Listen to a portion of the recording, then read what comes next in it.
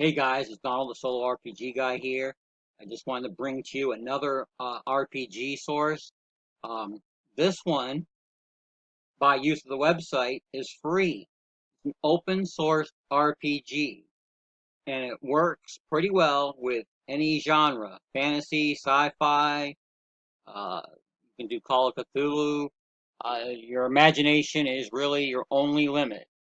This was, I think, it's one of the top three that I play solo when I first started, and it's a pretty awesome system. And I'm just going to go over some highlights with you. It's been out for a while, but some of you may not have heard of it.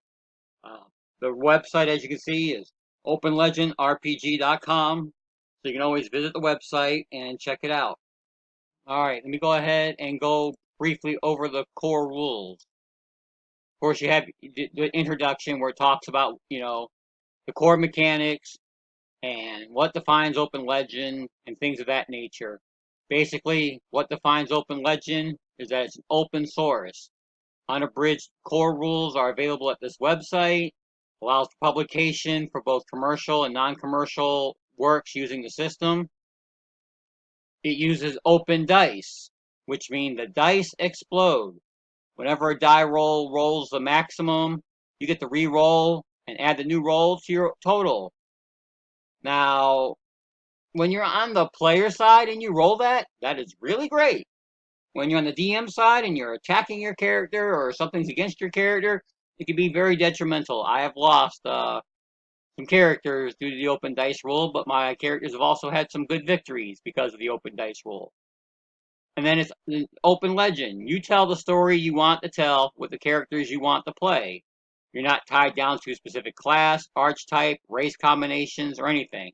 The only limit is your imagination and the GM's veto power. Of course, if you're playing solo, you're the GM. So there you go. Um, Character creation, real simple. It's a point buy system. What you do is you think about, what type of character you want to play, what game world you're in, and rather than your race giving you abilities and a class that gives you abilities, you build your race and you build your class on your using your starting point. It's real simple. Here are your ability scores. Agility has everything to do with dodging, moving, stealth, acrobatics, shooting a bow, picking a pocket. Y'all know what that means. Fortitude is the equivalent of like Constitution. Might is the equivalent of strength. Learning, this is where you actually recall, facts and figures. This is like your book knowledge. Logic is taking that book knowledge and actually putting it to work, deciphering a code, jury rigging a device, getting a gist of a language you don't speak. Perception, we all know what perception is. Will is your willpower. Deception is your ability to tell a lie, bluff at cards, etc. Persuasion, negotiate a deal, haggle, pry information. Presence is like your charisma. And then everything that's magic or technological or fantastical in some way will usually fall in one of these um, other ability scores. This is your magic, this is your technology, however you want to do it. Alteration takes place of shape changing and transmutation. Creation is channeling higher powers. Your healing comes from that too. Energy is controlling the elements. Entropy is basically, your death magic. Influence is like your charms and telepathic ability. Movement is your teleport, your haste, and basically think, Jedi Force powers. Prescience, that's seeing into the future, reading minds, and then protection is, basically protection from damage. You're both, any way you can defeat magic or technology in some way. So those are your ability scores. Now the core mechanic um, follows the rule that every roll matters. That's the important part. The base mechanic is you roll a d20, and then you roll your attribute dice. All the dice explode, including the d20. If you equal or exceed the challenge rating, you simply succeed. If it's less than the challenge rating, you succeed, but with a twist. or you fail, but the story will still progress. And they give an example down here of a halfling trying to lock a door. He rolls his agility score. If he fails, the GM chooses success with a twist. He rules that he's able to open the lock. However, just as he finishes the job, he begins to hear the faint hissing sound from a door, a poison gas trap. The burglar immediately falls unconscious, and the rest of the party must decide what to do, for the gas reaches them in a matter of seconds. Or if he can do the failure, but the story progresses. Rules that he's unable to get the lock open, but hears footsteps approaching from around the corner, accompanied by the familiar jingle of the jailer's keychain. And then, if the party can position themselves quickly enough, they might be able to get the keys without a fight. Both these options allow his action to drive the story forward, just as a successful roll would have had. And then they give you an explanation of what not to do, which is basically don't roll a die for every little tiny thing, which after a while you will figure that out. If you played other RPGs in the past, you might have been tempted to immediately follow another player's failed roll with an action of your own. They are common situations which you should especially be vigilant to give the DM time to interpret the results of a failed action. Perception rolls to find secret doors, notice when something's lying, convince an NPC to do something, learning rolls to recall useful information. Keep it simple. And then it goes into how to interpret success with a twist, gives you some examples. How to determine the challenge rating, which if you're familiar with D20 role-playing games anyway, you're familiar with challenge rating of some type. They should explain how to do contested actions, which you know how to do that in most cases. It's usually one of your rolls versus theirs, your agility versus their perception if you're trying to hide, etc. They also have a advantage and disadvantage system, which is a little different than the D20 advantage and advantage system. If all you're rolling is a D20, then it's just like 5th edition D&D. But if you're rolling attribute dice, you actually roll more attribute dice than you normally would and take the best if you have advantage, or you roll them all, take the worst if you have disadvantage. And that includes even if you have multiple dice. So if your ability score gives you 2d8, but you have advantage, it gives you plus 2 dice, you roll 4d8, you keep the highest 2, and if you happen to roll that 8 on those d8s, they will explode, as well as the d20 if that comes up. They also have legend points. These are basically benefit points. If your character does something awesome, or if you play to your flaws, of course you're playing solo, so it's entirely up to your interpretation. You'll get legend points, and legend points will help you gain advantages on die rolls in the future, etc. Just give you little benefits along the way. And if you're playing solo, especially if you're only playing one character, sometimes those legend points are awesome. Now, one of the big things in this game is Banes and Boons. And what Banes and Boons are, they're not tied specifically to spells, attacks, items, but it's basically your character's special abilities. Think your feats from D&D, or your ability to cast spells. Whatever makes your character special falls into Banes and Boons, multi-attack, etc. The only requirement is that you have the attribute high enough that's tied to that particular Bane or Boon to invoke it. And then you make the roll to invoke it.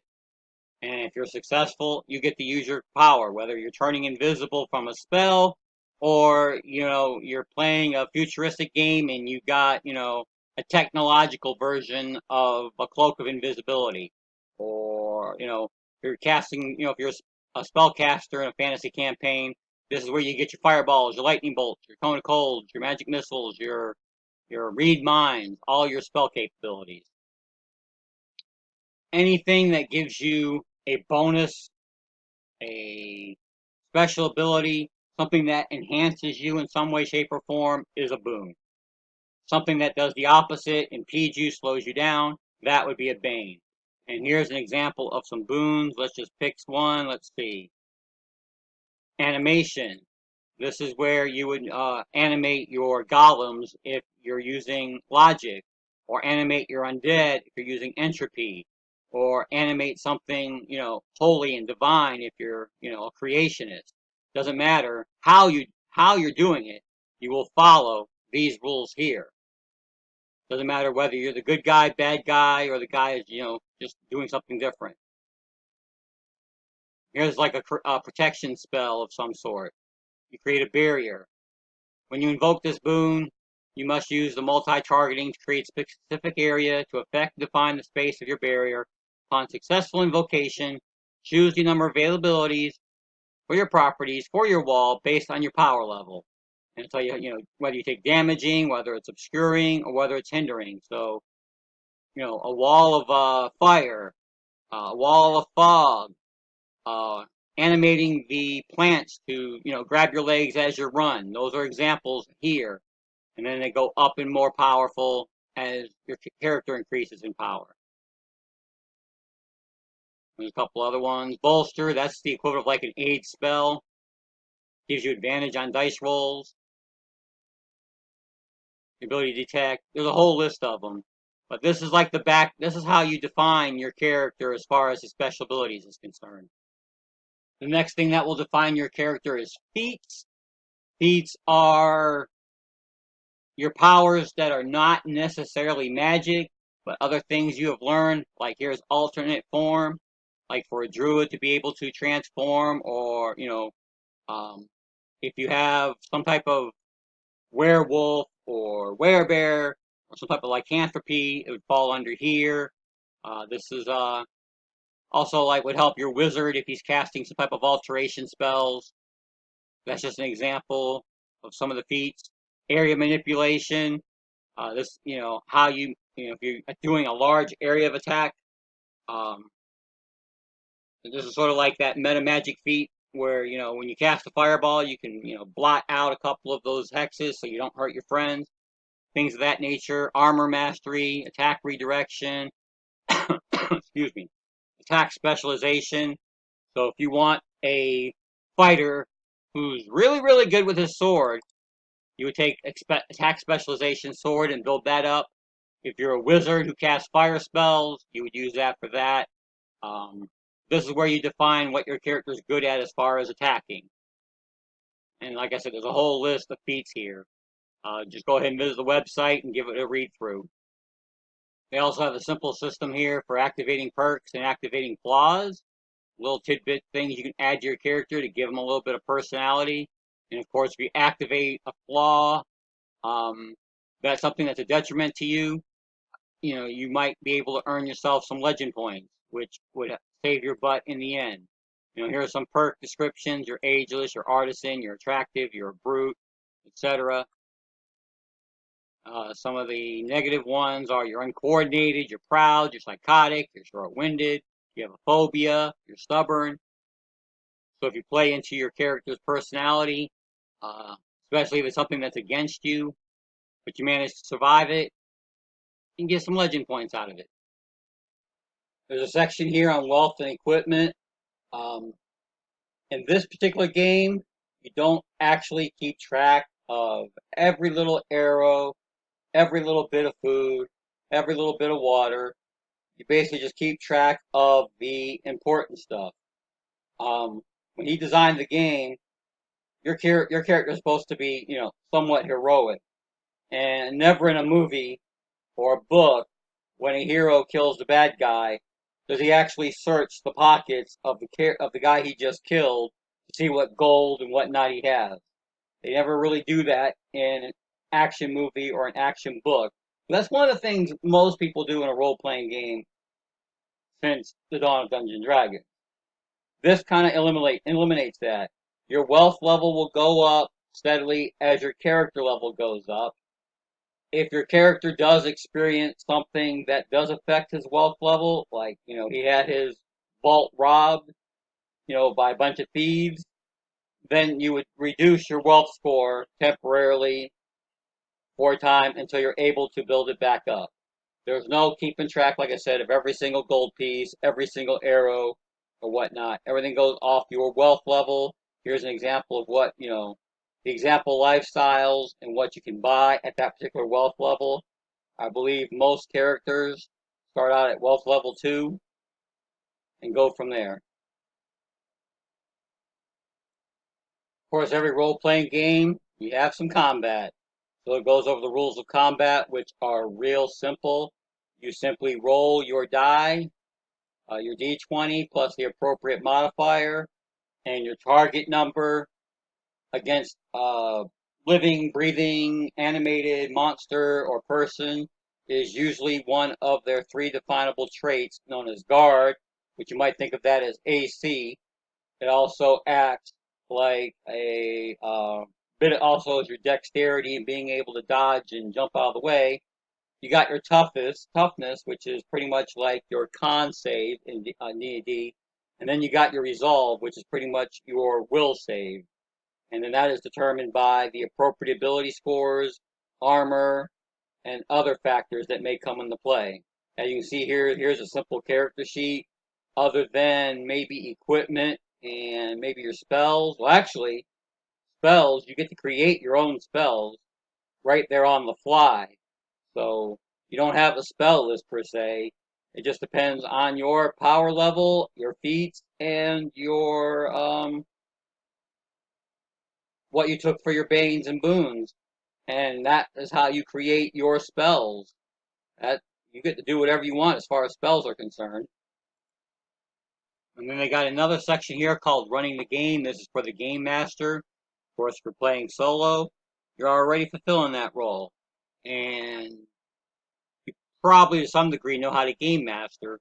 But I've noticed that every different RPG out there gives you just a little different way, a different style, or a different approach to DMing. So you just go to the website and check this out just to read this. If you need help in, brushing up on some GM skills, it talks about a little bit about creating an adventure, the sequel adventure, the sandbox adventure, how to create campaigns, plan arcs, things of that nature, how XP and wealth are awarded, NPCs and such. Of course, I'm sure you're already building your own NPCs. Well, here's a quick NPC build table utilizing their rules. You can also create your own monsters, your own bosses, how to determine what your encounter difficulty is so you don't accidentally, put too many goblins or put too many wraiths in your pass and kill yourself off because you didn't understand how to balance things out. Um, Example of how to handle traps. What an example trap would be, encounter consequences, maintaining balance, and it gives a good description of what level, as far as the difficulty rating might be for a particular ability score. So you have an idea when you're designing your own adventures or figuring it out for yourself. It gives a whole bunch of those. And then the last chapter it goes over with is special equipment, which is your equivalent of either your magic items if you're playing in a fantasy game, or your technological items if you're playing in some type of space game, or weird stuff you might have running around if you're doing a steampunk game. It gives you the rules of how to handle that, how to make your own, some examples. So everything you need to create your magic items and weird stuff, depending on what type of campaign you are running. Like I said, this game was real easy to figure out, although it was, a different approach. But I found it real easy to adopt to a solo RPG. And best of all, it's free. Now, if you're like me and you gotta have books in front of you, well, they do actually have a store here where if you're interested in either getting the PDFs or the campaign setting, they have a pretty well detailed campaign setting, maps, cards if you want cards for your boons and banes. You don't really need those. Just the PDF is enough. If you actually want to get, the physical books though, You can get those as well. They do have PDFs, but you really don't need to buy the PDFs unless you absolutely have to have the PDFs, since you've got the website. The website has all the rules, all the information you need to run the game. You don't need to buy the books. You don't have to buy the PDF. You can just utilize the website and just go to the appropriate section, read up on it, and you're good to go. If you have any other questions, feel free to post them below. Um, do all the standard YouTube stuff, like, share, subscribe. I appreciate all my subscriptions. If you want to support the channel, I'm going to put a drive-through link below. Every little purchase you make through drive-through also helps support the channel. Helps me find good RPGs and good stuff to bring forth to you guys that you guys can use for your solo campaign, and maybe help bring you some good GM advice, good player advice, just little tidbits that'll help you along the way. All right, with that, I hope you enjoy the rest of your day. Happy gaming.